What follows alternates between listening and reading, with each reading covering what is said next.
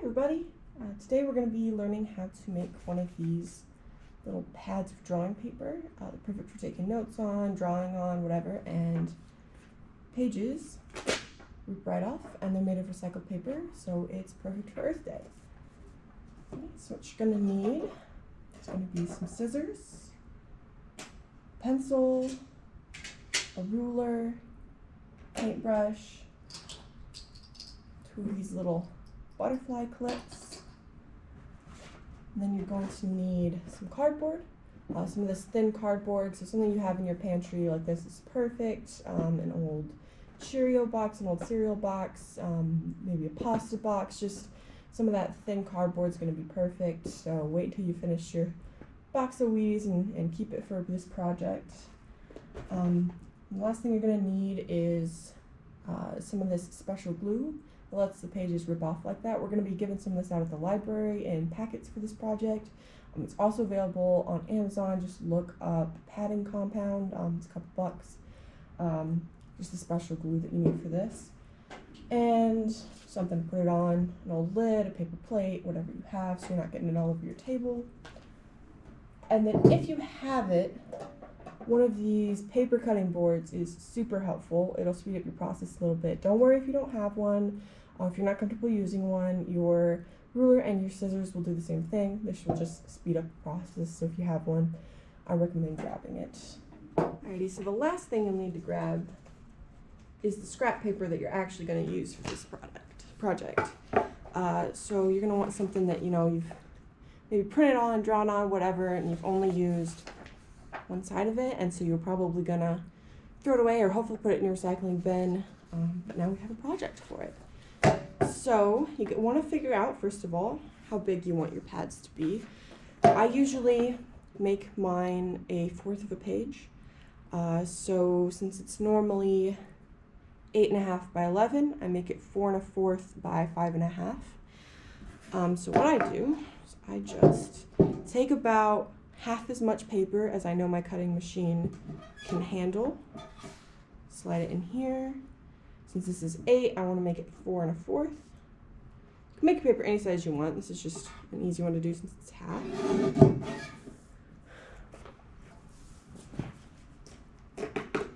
Always make sure it's perfectly lined up. And then I'm going to cut it at 5.5. And then what I always do when I'm making this is whatever side I've cut, I always make sure that those sides are together. So like I've cut this side and I've cut this side. So when I stack them, I stack them together.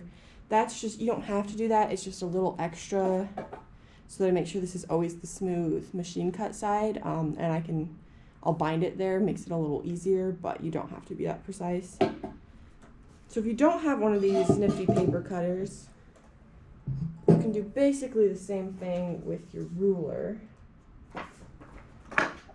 Just take your paper and your pencil and just measure to 4 1/4. Do that at the top and the bottom.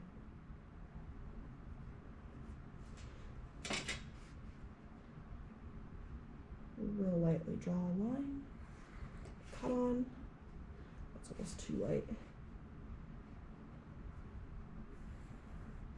Go.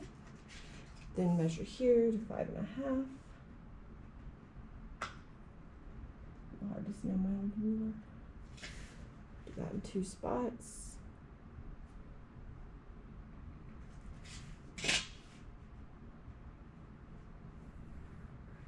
Draw a line.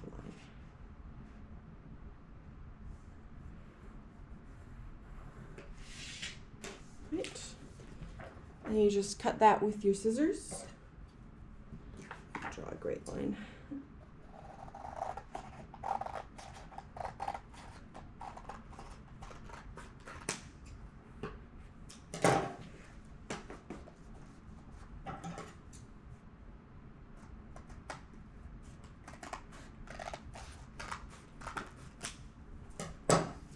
There you go.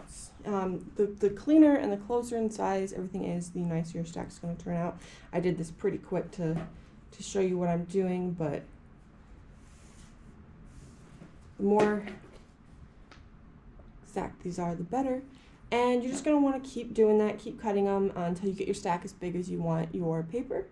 I usually probably do about 1/2 inch. There's really no rule to it. If you want a really fat one, you probably are going to have to do double layers of your glue. So you may want to keep it a little on the skinnier side. Alrighty, once you've cut all of your pieces to be about the same size, you're going to want to make the back of your pad. So the cardboard that's going to be the back, so you get that strong structure. So you take one of the pieces out of your stack, one that's a good representation of the size, the average size. And it's really as simple as just kind of marking the edges. And I found that one of these big old cereal boxes can usually make enough for 4 of these. So I just mark all the corners.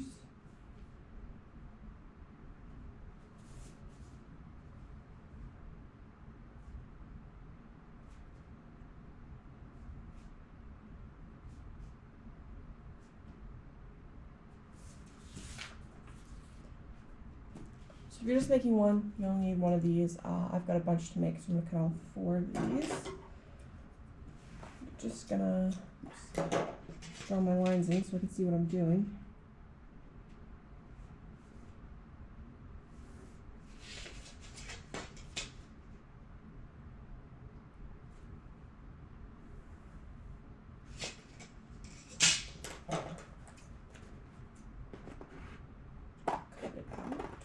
Carefully as I can, so it's straight as possible.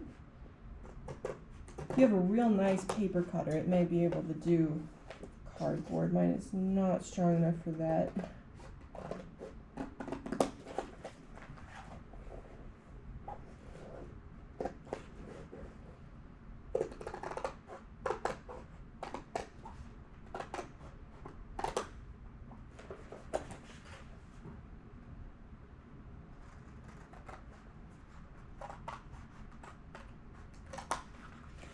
And then go ahead and take these flappy bits on the end.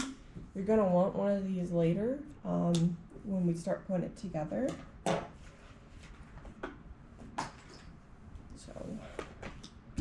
back like that. Find my edge right, all the machine cuts, so the flattest edge, and make sure that's as flat as possible. Put it down on my cardboard so you can kind of see how it's turning into a nice pad of paper.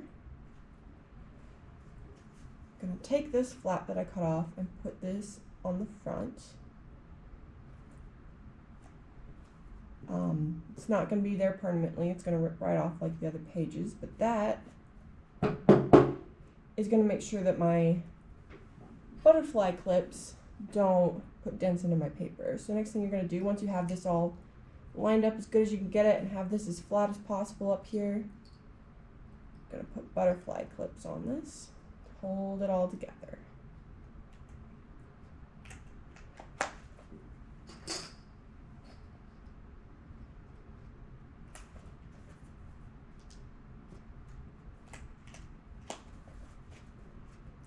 Now, if that somehow messes up your alignment, your pages get messed up, you can take those off and redo. It's not going to hurt anything. But yeah, then you're ready to paint. So I normally put down another piece of scrap paper when I'm ready to do the glue. Take out my plate or whatever you're using to put your glue into. Just need a little of that. It actually takes a lot less than you think it does. I always put in a little too much. And all you're going to do is take your paintbrush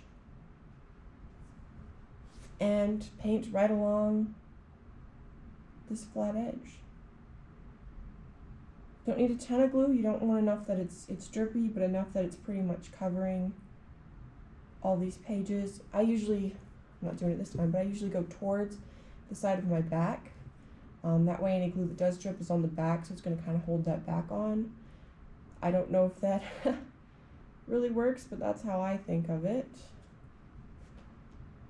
Oops, got a lot that time.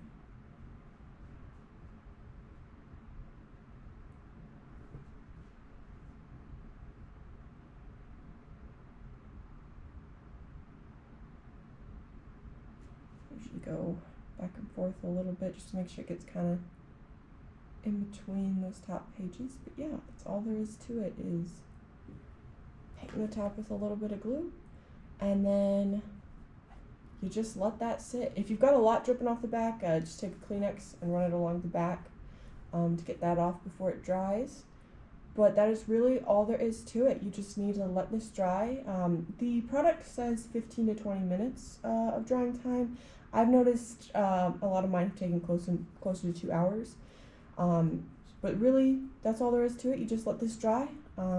When it's done, when it doesn't feel wet to your finger, just take off your butterfly clips, take off this little piece of cardboard we added, and you are good to go. You have a nice sheet of paper. It's really that simple.